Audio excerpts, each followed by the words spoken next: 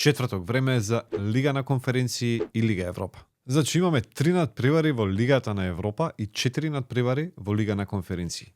Ние од овие 7 меча избравме 4 прелог типа. Преди ги чуете, ставите subscribe на YouTube каналот kladeње.mak. А сите вести од светот на спортот прочитете ги на sportski.mak. Ајде не гњавиме многу, одиме со ред. Прв надпревар. Рајо Ваљакано АЕК.